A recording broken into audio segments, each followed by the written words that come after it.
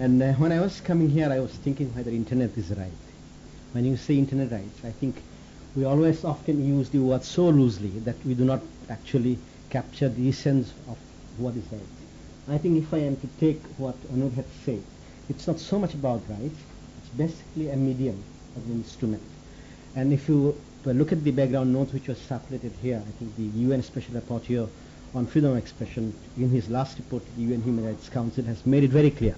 It's not a human right, and I'm saying to the human rights, it's a medium, it's an instrument to realize a number of rights. It's not justiciable in the sense that I do not have access to the hospital, school, etc. I cannot go to the government saying, I can go to the court and say I do not have access to the internet. So that's the right in that sense. And when you talk about internet rights, if you look at the context, this is not a discussion which you will have in any open society. Have you ever heard anybody in the US, Western Europe, talking about internet rights? Sorry, that's not a non-issue, that's not a rights issue. You will hear about it possibly in China, you will hear it in Arab Springs, across the Arab world, you will hear possibly in Bhutan, you will hear in North Korea, because the society itself is not free.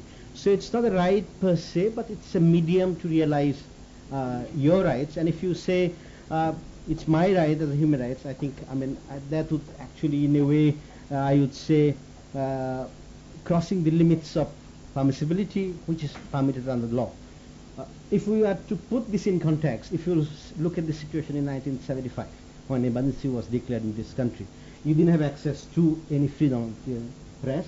You did not have the free media, radio reporting. The only radio free reporting was BBC World Service, and that's the way Mark Tully went to become so famous in this country. You cannot say, I have a right to have this newspaper. No, that's not the right. But if there are instances where the rights of the freedom of expression are being infringed, and of course then it becomes a human right. So right to internet, not a right per se, I think it becomes an issue in the context of denial of access, in terms of restriction put which are unreasonable, in the sense because the right to freedom of expression also allows some reasonable restrictions which have been laid down by the court. If there are violations of those, then the question of rights arises. Access to the internet per se is not right. Even when you are, I think, accessing a medium to realize particular rights, I think there is a need to understand, I think there is a question of ethics. There is a need to realize that there is no right which is absolute. There are very few rights which are absolute, and they are clearly defined by the UN Human Rights Committee, which we call in international law non-derogable rights. You cannot be subjected to torture under any circumstances. You cannot be held as a slave. You cannot be held as a bondage for certain things. So the non-derogable rights are already clear. So when you exercise certain rights, it has, I think, certain responsibilities, because you will never enjoy some rights at the cost of other rights. So other rights here, in this case, you will have right to privacy. Of course, right to privacy is a very debatable issue in the sense that people only who are rich, they have the right to privacy. The poor have no right to privacy whatsoever. Even if it's people's life, there is no right to privacy for them, irrespective of whether they want to say or not. Then of course it comes with responsibility, because there are lots of propaganda, particular ideology, religious superiority, racial superiority, ethnic superiority. You do not want to see in the internet Al-Qaeda or other terrorist group decapitating somebody. It's gruesome. So there has to be some regulations, reasonable restrictions, which are not acceptable in common parlance. People might say we can discuss for 3 years, 30 years, that's not an issue. But there are certain parameters which society doesn't accept. It may change over the time. In the early days, there used to be newspapers, the tabloid newspaper, where you used to have one particular form of particular types of girls who are being depicted. If you go to the news sites of many newspapers, they are almost, you could say, semi-porn. The most well-known newspapers, if you look at the models, the kind of pictures they put. But today, those pictures you still cannot print in a newspaper. It would evoke strong reactions from the society. Maybe you can keep in the internet site. So these are, I think, issues which we have to keep in mind. And of course, there are issues of defamation, which, just because you have a right to generate your information through user rights, doesn't mean that you could actually attack somebody else's integrity. And these are, I think, all what's issues which we have to keep in mind where even exercising a particular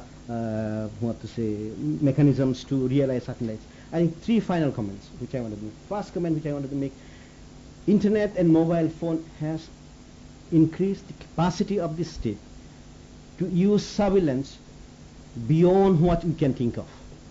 What we are discussing here can be monitored from a vehicle right across there. And I'll give you two examples. We had seen talks being held between the government of India and the Naxalites. There are two Naxal leaders who were killed. One was Azad, the other was Kishanji. And I believe that it's these interlocutors taking laws loosely and not taking care of the security which actually exposed the other party who are in talks. So, what we talk, it can be monitored, and that's why government is seeking access to the BlackBerry messenger service, access to Skype. So nobody is secure. So I think as much as it has increased the powers of the people, it has increased the power of the state. That's the first comment. The second comment, I think it has a limit. Like everything else, internet, I think to a large extent, has reached the saturation point. Because in many social circles, if you are in the human rights groups, you will see there are so many Google groups. After a certain point of time, you just delete. Seriously, there is so much of information coming around the world. I do not have the time. In fact, which internet address I will use for communication, I have to be careful. So I think to a large extent, it has already reached the saturation point. Maybe not in the countries which I said in the beginning, where there is still tremendous amount of restriction, not allowed under national laws or international humanitarian laws. The final point which I wanted to make: who uses internet? I think there was a discussion that there is no Hindi font. To use the internet, you have to type. Those who can type are already better off. And in a country like India, when you are talking about internet access, that's the critical issue. Because if you cannot type, if you do not know how to, what's the use of the internet for those persons? So that's why I think it has reached saturation point. It has also has its limitations. And finally, I think it has given tremendous amount of power, as much as to the citizen as to the government. Thank you.